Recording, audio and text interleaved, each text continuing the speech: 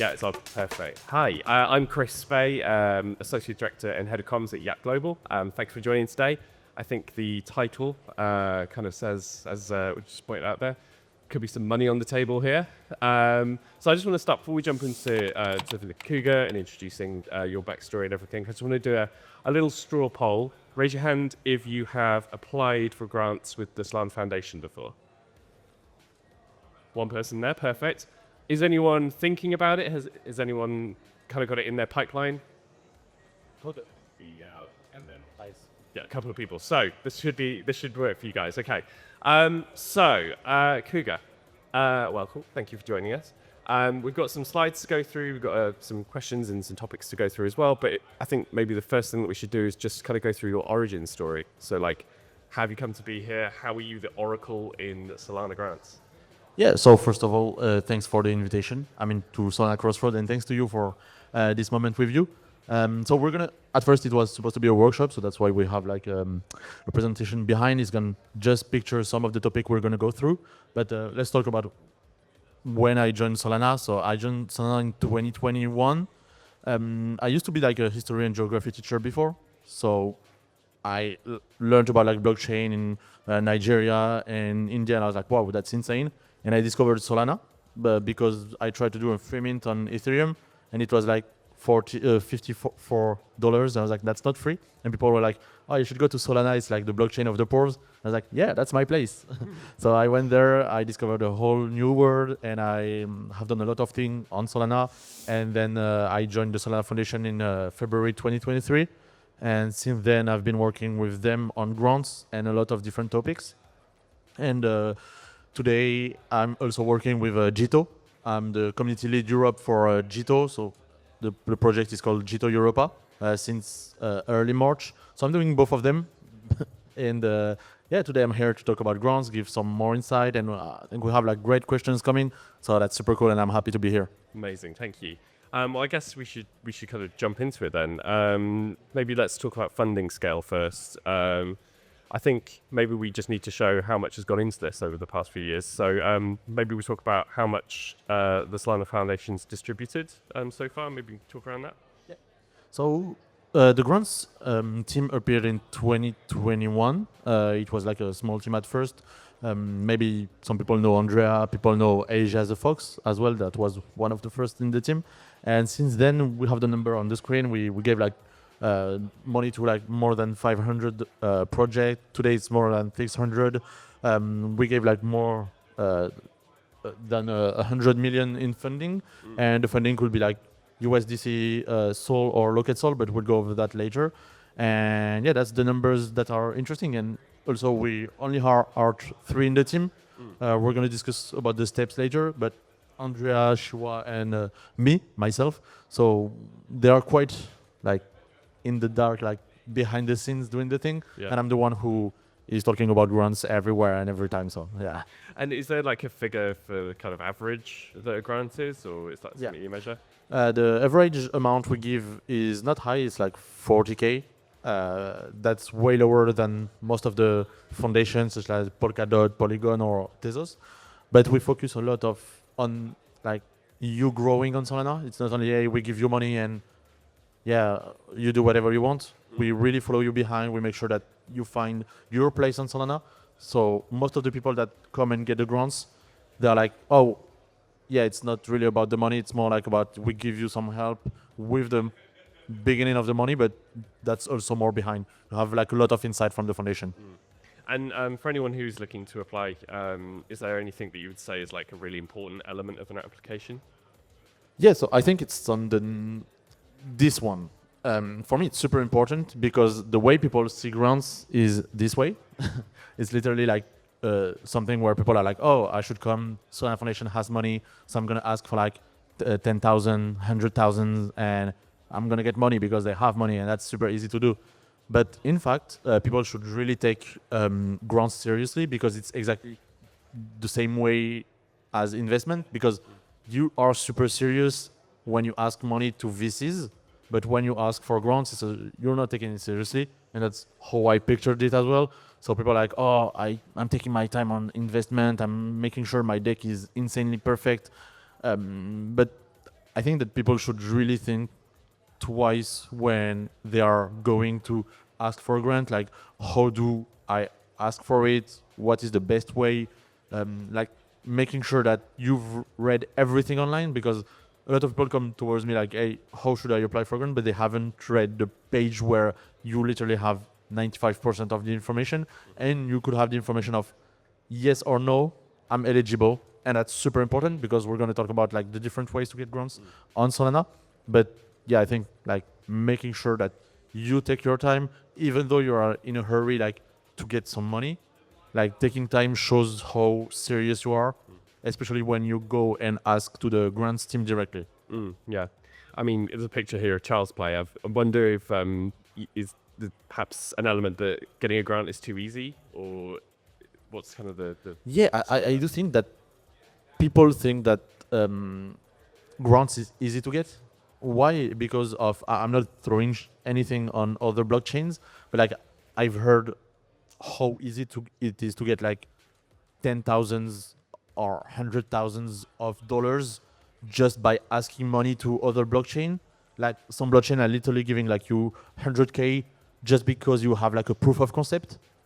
And people are like, oh, I'm going to do the same everywhere. And one thing that Anatoly said very early, like in 2021, he said, okay, the grants team now exists, but we're going to make sure we don't have grants farmer. It's better to like make it super serious, slow, to make sure that the money we give is well used. And that's why we don't have like a high amount.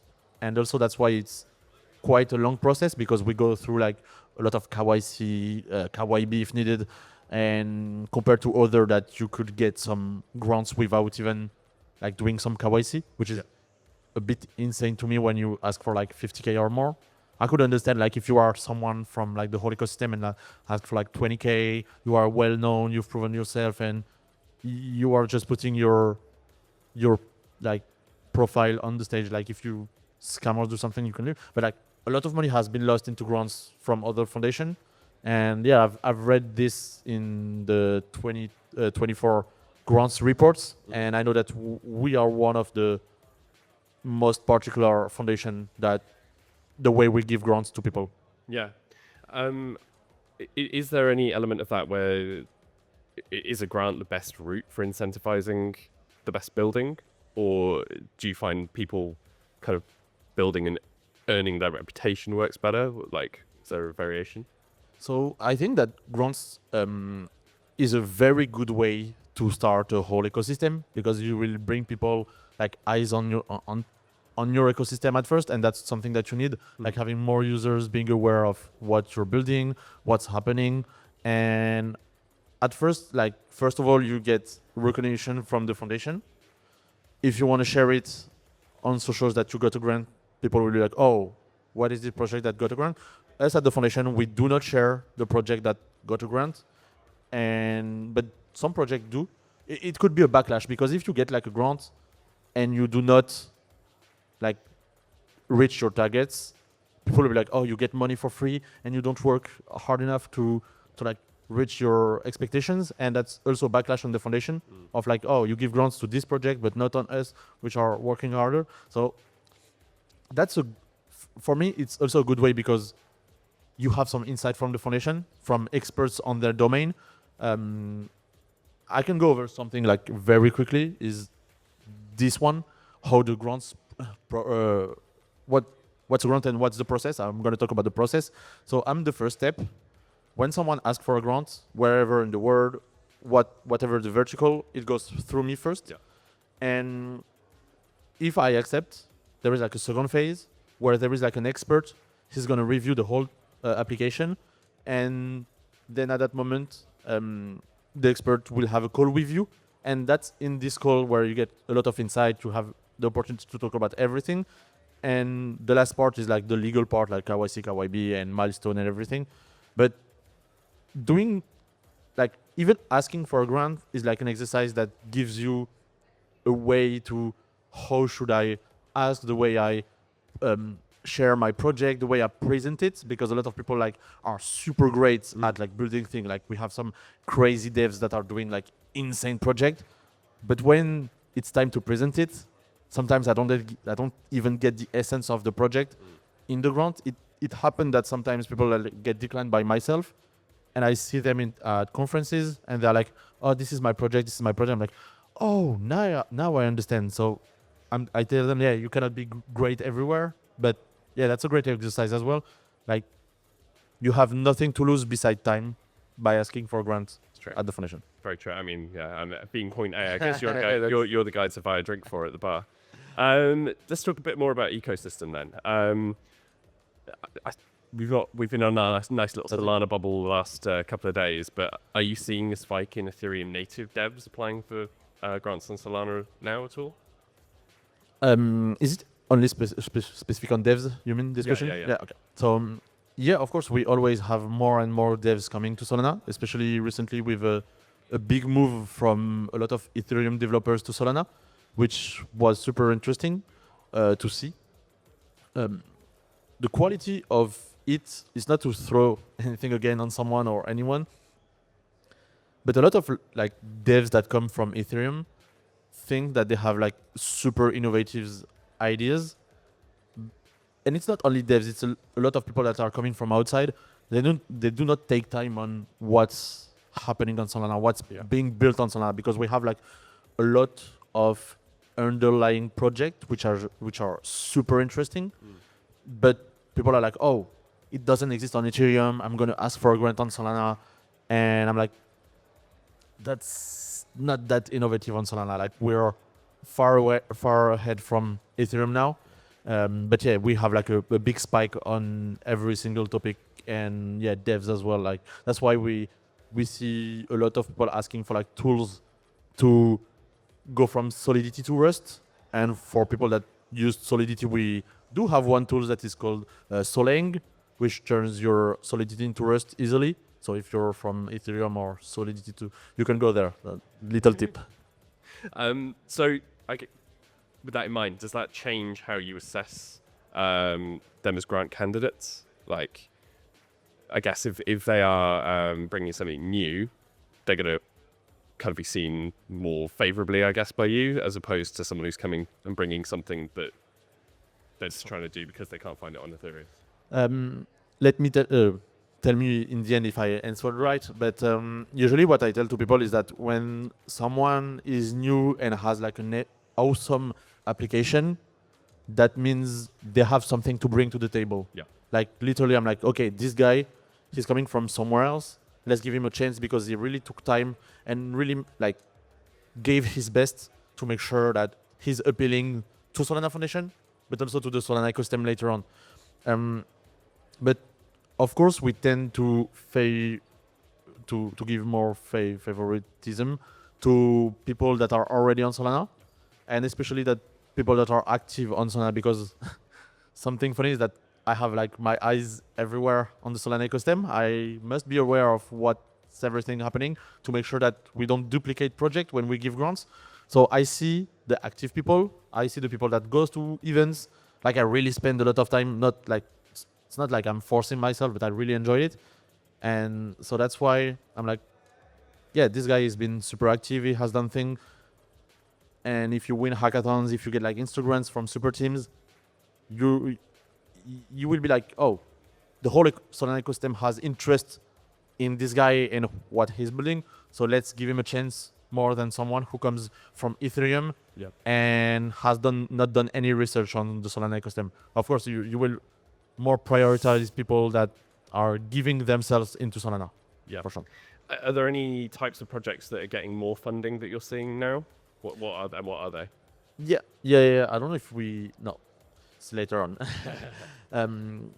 So to answer correctly this question, people know that Web3 works with narratives. Yeah. We have the community narratives that are meme coins, airdrop back in the days, this type of narratives that come from the community that are not being pushed or not stopped by the foundation.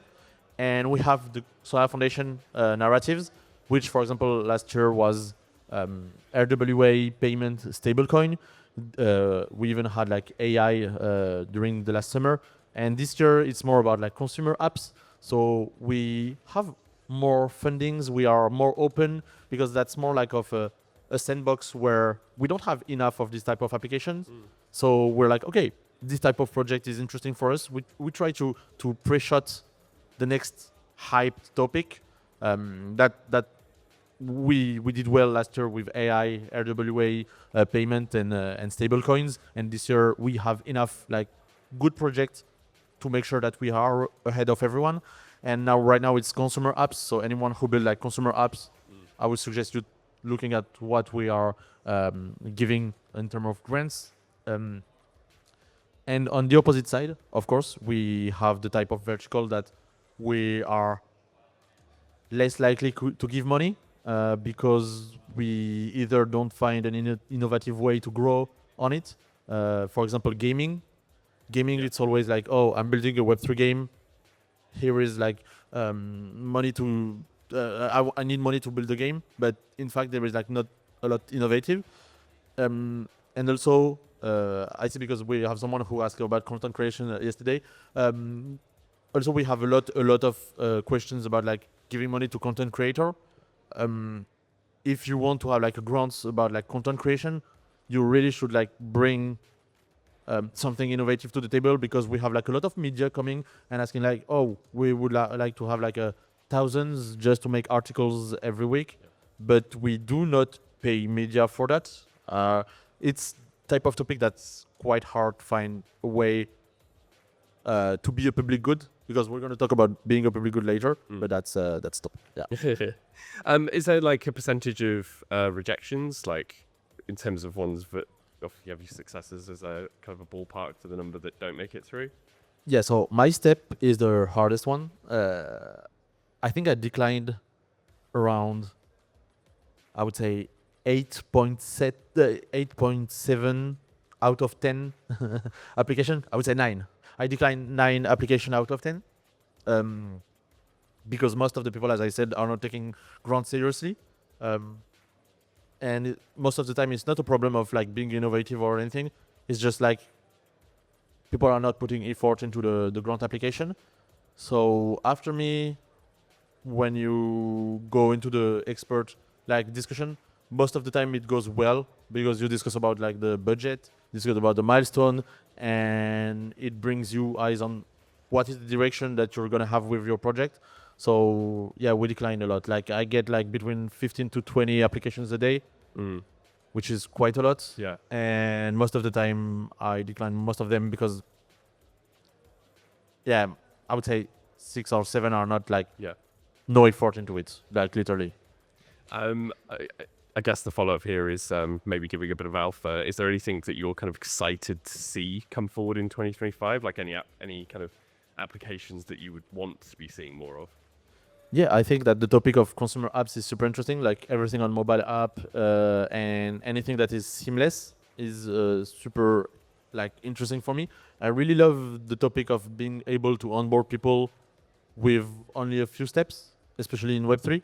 Today, we still have some projects where you must know what's a transaction, what's a seed phrase, what's like words like this that in the end, we don't want to understand when we use internet. My best example is API. I didn't know what's an API until 2021 when I discovered Web3. I was like, whoa, and I use like internet every day. So why would I use a website API there? I'm like, okay. And so that's why I think people must know what's a transaction. So that's something that really like is exciting me. And I think like topics such as proof of humanity with AI taking a lot of places. I can mention Solana ID that is having like an ID on chain that presented this morning. I think proof of humanity is super important, and having your own persona on chain is something also that it's quite with AI as well. But that's topics that interest me like personally. So I guess we could talk a bit more now about globally funding globally. We've seen more funding going to India and Africa and Turkey. Are these intentional bets, or is that just where the energy is for you? Exactly, the energy is there. More people, more interesting ideas.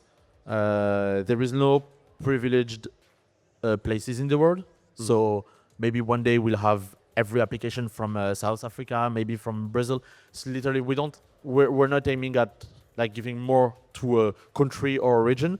That's the super team jobs. Yeah. For where like when we have like super team friends, for example, where they are focusing on giving grants to friends, giving like each super team is already doing this regional work. So no, it's just where the energy is, definitely. And are you seeing the best stuff coming from those regions, or is there another region of the world that you're kind of like really excited by? Personally, I'm excited to see how Africa is growing Yeah. on some topics.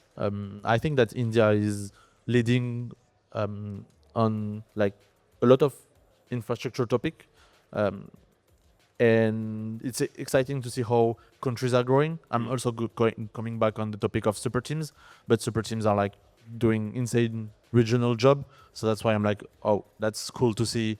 And we have some problems. I'm going to talk about the France, for example. Like bureaucracy in France is stopping a lot of like people that wants to create a business on Solana. So yeah, I mean, like you can see the UAE growing, Kuala Lumpur is growing, like Malaysia, Singapore, like really growing super fast, and some are slower. But yeah, no, that's my point of view. So you funded over 500 teams. What does the follow up look like? Are these milestones based grants, or are they more trust given? It's milestone based. Yeah. First of all, I can go over a long topic which I take 2 minutes. Yeah. This one, I think that anyone who wants to apply for grants should really look at this one. So how to apply, and we're going to talk about milestone if you're okay with that. So first of all, if you wanna like apply for a grant, first of all you should be able to like explain your project in 3 lines, like I'm 5 years old, and then go deeper into what you build. And it's exactly the same where when you see someone at the conference, like this is the type of tips that you should take when you are presenting your project, not only for grants, also for investment at people at conferences. Because like when you talk with a lot of people, they don't have like 20 minutes for each people. So like just present it in 3 lines. Budget, have measurable milestone. It's exactly the question that you asked. We have 2, product development, then product adoption. So when you get the first funding for product development, and then when you reach the milestones, that's where you get the second part for product adoption. There is like some exceptions. Sometimes, for example, infrastructure, where you have more for product development than product adoption. It really depends, but that's mostly the 2 different milestones that we have. And then I'm gonna go over the rest quickly. So why you? We talked about it. We are most likely to give to people that are like well known to Solana, that already had like some Instagrams because they are valuable, that have won a hackathon, for example. That's what I mentioned. Open source being a public good, we might go over that later. Playing to raise funds, convertible grants. If you let me just go over this quickly. Yeah. So you talked about like having milestones. When you reached out all your milestones, having a grant, we don't ask you to give us anything beside milestones, but in the end, if you plan to raise funds, we can convert your grant into an investment into your project, which is quite valuable. You might be like, oh, but I want to just keep the free money and like get more later. But having the name of like being invested by Solana Foundation brings a lot of eyes on your project. So it's really valuable. And how is this a public good? The most important question, we're gonna talk about it like a bit after. So yeah. Is there anything that makes you just roll your eyes that comes straight? Sorry, what? Is there anything that makes you just roll your eyes, like you don't like seeing it on paper? About what? Sorry. When the applications come through, is there anything that just makes you go? Oh, yeah. I look at. For me, I look at the deal description first of all. Like, okay, how do you explain it? If I understand quickly, I'm like, oh, that's cool. Because I can understand if we fund this or not. And I check the budget, because a lot of people are like, I need 10K and 8K is going to be into the team expense for like traveling and everything. I'm like, we don't pay for this. We will give you money. You can do anything that you want with the money if you reach the milestones. but don't tell us it's to pay the hotel, it's to pay the dinner. Just tell project development, project adoption. And the last one is public good. I tend to like look at the page of public good and making sure that you take time to explain how you're going to be impactful on the Solana ecosystem. So yeah, usually I go over the 3 of them, and if I found them like correct, I go over the rest and be like, okay, that's cool. So what happens then if you've been successful in getting your grant application, and then the team that's building then decides to pivot, or they just disappear? What's the next step on that for you? Yeah, so that's why we have like milestones. Yeah. So accountability there. Most of the time, it's because the dev are going to another project. We've seen that recently, not recently, but like over the last few years, when we have like cracked devs on Solana that got a grant for like their insanely good project, but they got recruited by squads, for example, and you're like, okay, so you are in the middle of the project and you cannot continue.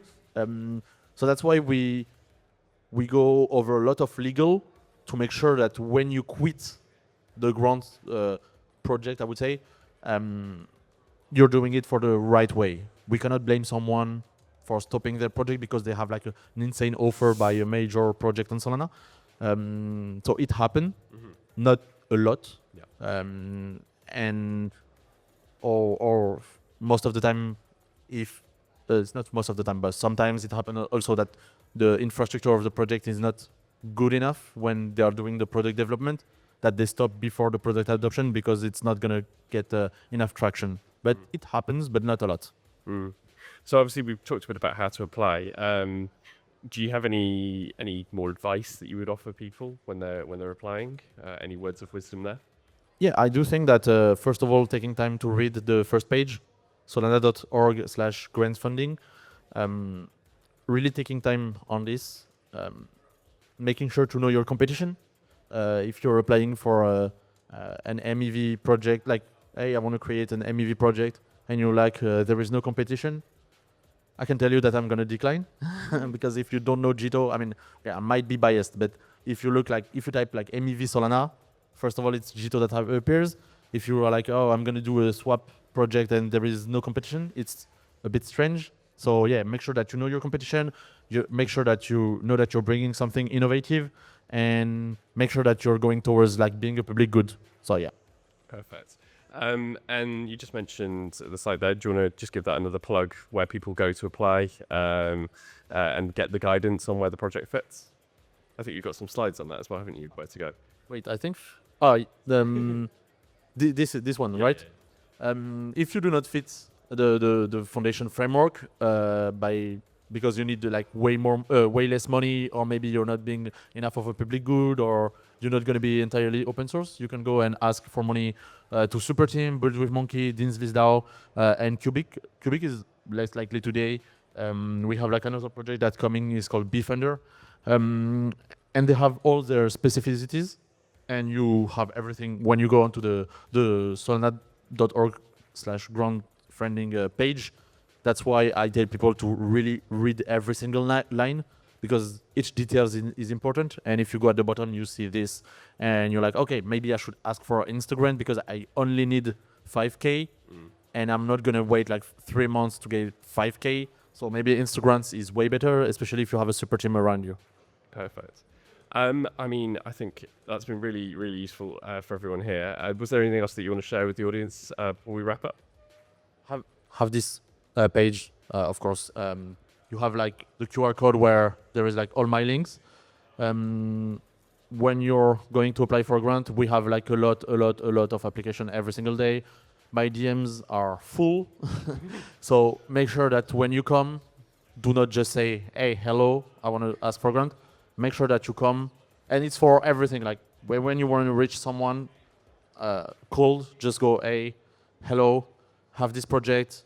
I reach out to you because of this, and I want to do this. Like, make sure to have like a long text, because for me it's important to like get the whole essence of your like, why are you reaching me out, so I can like answer you perfectly. Yeah, I do think that that grants are interesting for everyone.